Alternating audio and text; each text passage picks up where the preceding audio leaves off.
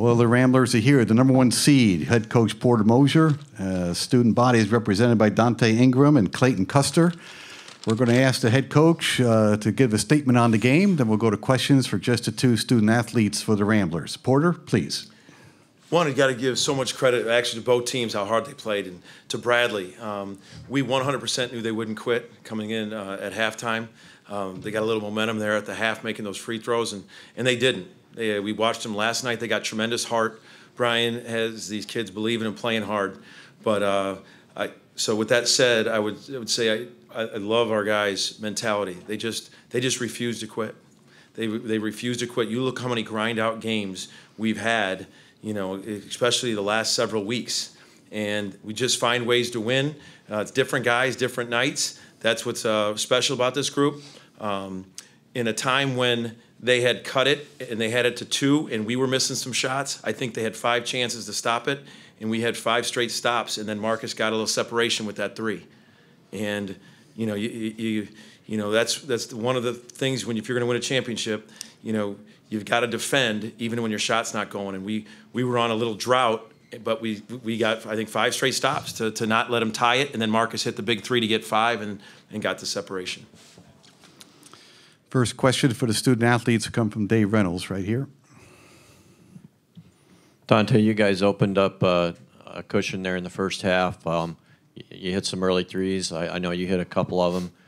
Could you kind of describe the looks you were getting on those early shots?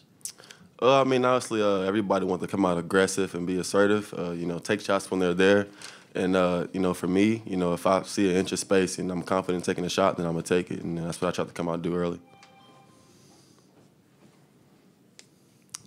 Right here, and then in the aisle.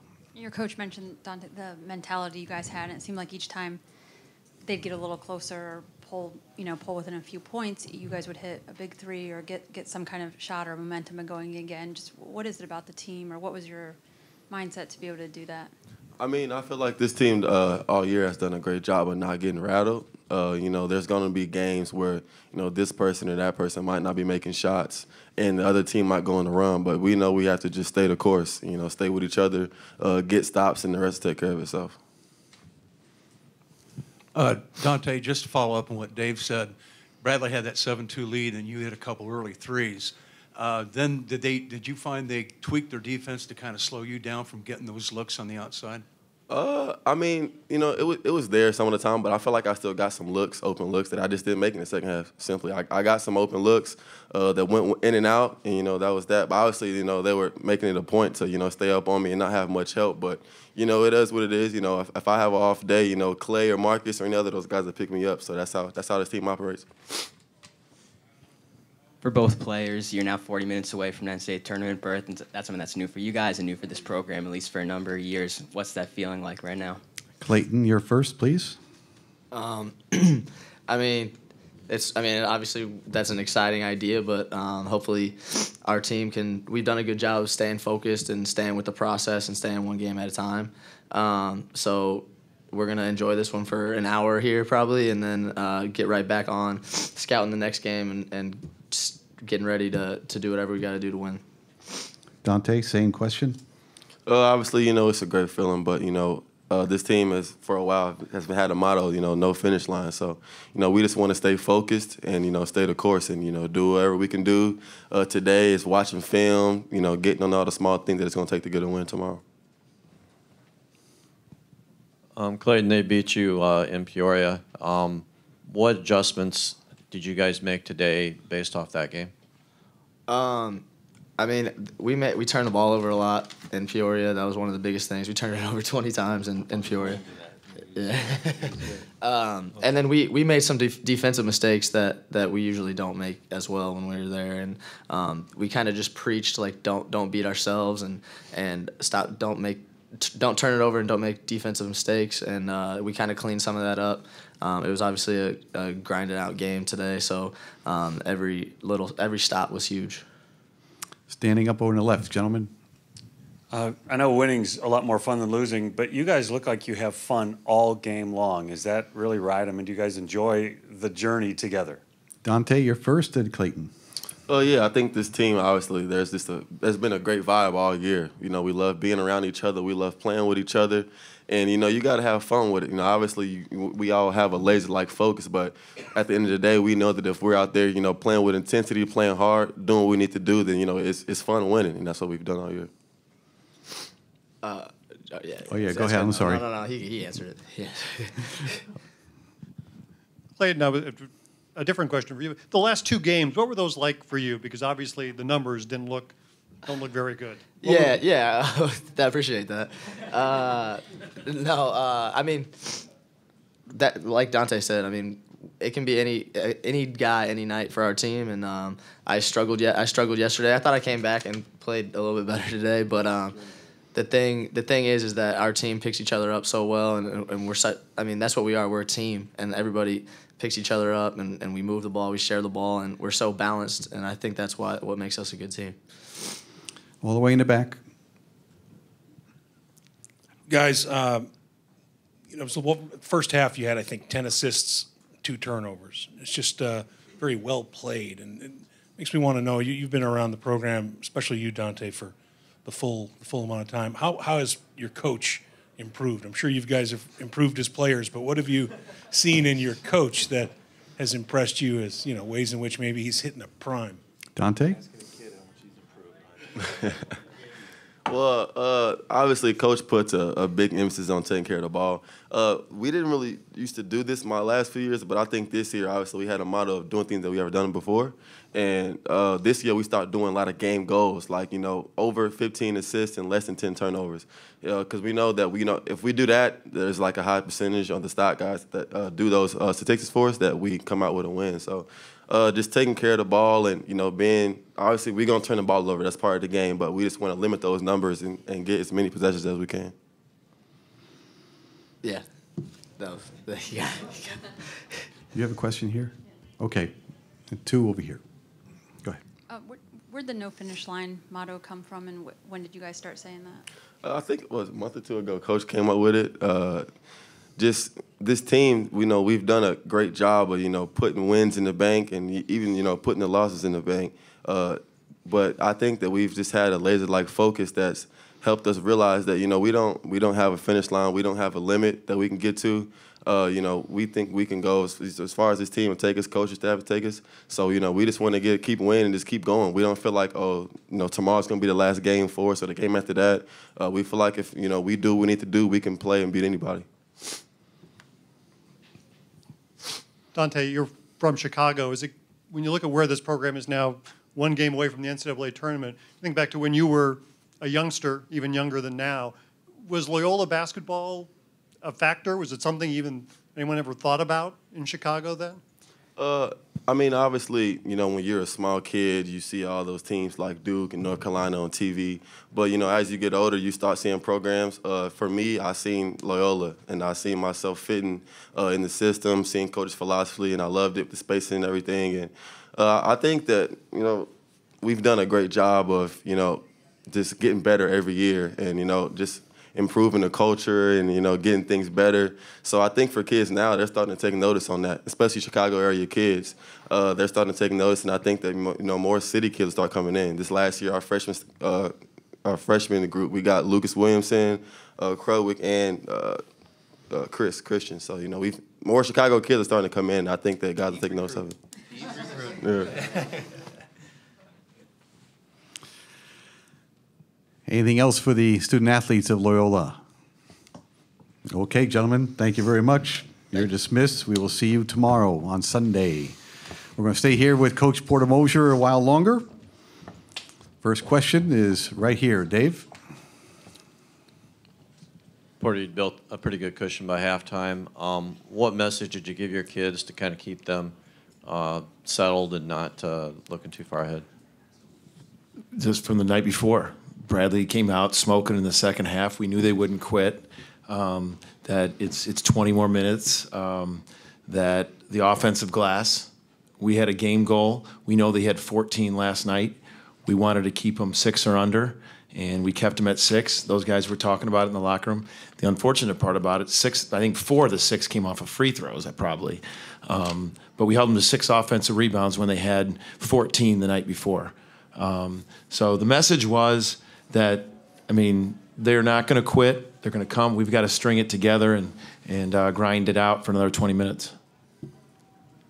And I wanted to go to Krutwig. He's been so huge for us, and he felt awful. And it was just one of those, pin in the balloon plays when we had a great possession, the entire possession, and the kid's ready to launch up a 25-footer at the halftime, and then he fouls him with point whatever seconds. So it was one of those moments that it was kind of a little bit of so we were kind of coming, hey, and that's why I wanted to go right to him second half. First play, we went right to him. He drew a foul, missed an and one, but we wanted to give him that confidence we were going in. But I just knew Bradley wouldn't quit. Just too well coached, too tough of kids.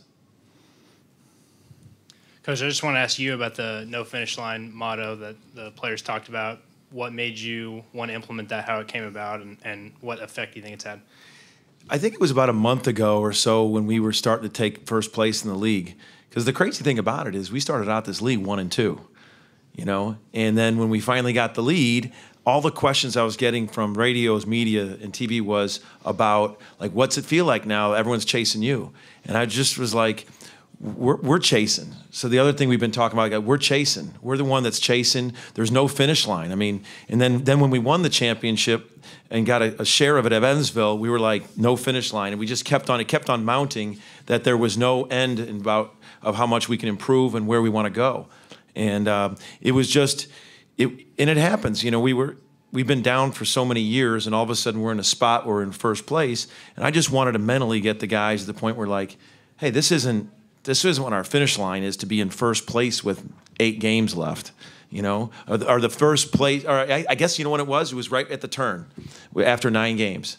We were heading into the second 9, and everyone's like, what's it feel like to be you being chased in the second 9? I'm like, I don't feel like, we don't have any championship banners in the Missouri Valley. We don't have anything. So we were just telling our guys about, we're chasing. This is what we're chasing, and there's no finish line. Being in first place in the middle of this wasn't what our finish line was. We have 7 minutes to go in this session. We have 3 questions up. Go. Hi, Porter. Hi, Tom. Was that more of a typical Clayton Custer game? Yeah, I thought he had a great game. 12 points on 9 shots, 4 assists, got us into a ton of things, and didn't let his ankle bother him. We didn't even talk about it with him during the game, and he had a confident. We went right at him at the beginning of the game too. He had a nice look at a 3, but I loved his bounce. I loved his mentality, and you know what else I loved about him? And this is even like Dante. Dante struggled in the second half, and he was like, after the game, everyone was so excited. Last night in the hotel, all the questions the kid get is, what's wrong with Clayton, what's wrong with that? And the kid's bouncing around like, leading in the film room, they were rolling out in the hotel, and he's bouncing around like you would have thought he was 10 for 10 from the field. Awesome. Question over here. Thank you. Yeah, Porter, your stars did their thing, but I thought Williamson, though his numbers didn't show much of anything, was a big contributor today. Huge. And he, even last night, he was 0 for 4, but he got some big things, and he made those 2 free throws to put us up. I thought, and the numbers don't show with Bruno Skokna, but he had 3 big in-traffic rebounds, we kind of call them. It wasn't like a free throw off a free throw check and everybody ran back and it fell in his hands and he's padding the stats. He got 3 in-traffic rebounds, and I thought he played, he had 1 block, 1 assist, 1 steal, and I thought he had 8 good minutes. Now, I wish he would have got him more, but he was able to give Ben Richardson some valuable time when Ben had 2 fouls. I thought Cam Satterwhite did a nice job. He made a couple nice plays. But Lucas is like, we were just joking. He's like a little Ben, he's Ben's protege. He makes so many tough defensive plays. He'll step up and make a big shot when it was. But Lucas had 6 rebounds. He put his nose in there. He really defended well. Like when I watch Lucas on tape, I see the same things at that age that I saw in Ben. Just gritty, really good feet. And Lucas is a little protege of Ben, and I thought he was big too, Harry. All the way in the back, Porter. Porter, when you're in a tie game or one possession game late. How confident, how comfortable are you that if nothing else, you'll at least get good decisions, you'll see good decisions made, that they'll meet the moment, the way you want them to? I'm very confident. I'm really confident that the guys that I 100% don't think they're scared of the moment. I think they're embracing it. I think they're going to play hard, play tough. So I'm very confident. We've had a ton of grind out games in these last 8 to 10, and that's the way it is in the Valley. It's every night, and we've just found ways to win in the last 5 or 6 minutes, and you need to do that. Coach, you called a timeout on the floor, 6.5 minutes left when they cut the game to 1, and then I think, Bradley only scored 1 point after that timeout. Was there anything schematically that you changed, or you mentioned the 5 stops, but was that just the players, or was that something? No, I wanted it. I didn't like our defense, and I wanted to settle them down. But we've I think I said yesterday up here, one of the things I loved about the beginning of this Northern Iowa game was we didn't let our offense dictate our defense. I thought there was a stretch there, and that's why I called the timeout, that we were letting our offense dictate our defense. So I think we wanted to go inside, get a paint touch, and I think we went and got fouled. And I think it was Crutwig got one of the free throws, kind of just stopped the run. But it was to regroup defensively and just be like, all right, down the stretch, our defense has got to dictate the outcome of this game. Got to dictate where we're going. You can't because they were kind of hanging their head on a couple missed shots, and then we missed a switch on their triple play on the baseline. And I just wanted to regroup them, reload them, and just we're going to win this game by guarding and not letting our offense dictate our defense. Under 3 minutes. Questions right here. Following up what Steve asked you about just kind of guys embracing the moment or not feeling that pressure, and I know you've talked about recruiting guys who have won high school championships and been in those moments. Does that kind of tie into it, or is it just kind of the character, or I don't know, DNA of guys? For sure. I mean, Dante Ingram. I mean, he played at Simeon. It was a big stage. He played down in Peoria at the state championship on a big stage. He played on the EYBL circuit, like the Nike thing. It's a big stage. Clayton, Ben, those guys did the same thing. So they've been on that stage before, and they embrace it. Dante's played a lot of minutes here. And so when you've logged in that kind of minutes and you've logged in, been their winners. But I think it's something when you recruit kids that have won before. I believe at least that's been part of my philosophy of building this, is kids that have won, that knows that it might be a loose ball, it might be a rebound off a free throw, which we got a big one at Evansville. Lucas Williamson got an offensive rebound on a free throw that was like a huge separation one, and we're all yelling intangibles. Because when winners come up with intangible plays. And so I think that is a big part. At least I'm embracing that part of it, and that's a big philosophy in our recruiting. Final question right here. I know you go back and forth between Andre Jackson and Crutwig in all season, but it seemed like especially tonight there was back and forth. How are you deploying them, especially in the second half? Some of it's matchups. I think it gives us 2 different looks. I mean, Andre can really drive you from the perimeter and everything. Crutwig gives you this big. So I loved how we've always been small ball here, and all of a sudden we got a chance to go big and small. But like let's say it's a media timeout or it's a dead ball, and they subbed in and they were putting Thomas at the 5. That's a tough one. That's a tough one for Crut. So sometimes it has to do with matchups defensively, and it's a little bit of chess match because all of a sudden we'll be on offense and we'll throw them in because then they got Dante had 4 fouls. He had 4 fouls. We're like, let's go into Crut. So it's a little bit of a chess match, but I love the flexibility. I love the flexibility of having both of them, and it gives us 2 different looks. I thought Dre had some really nice some actions in the first half. Thank you, Porter. All right, thank you. See you tomorrow. Thank you.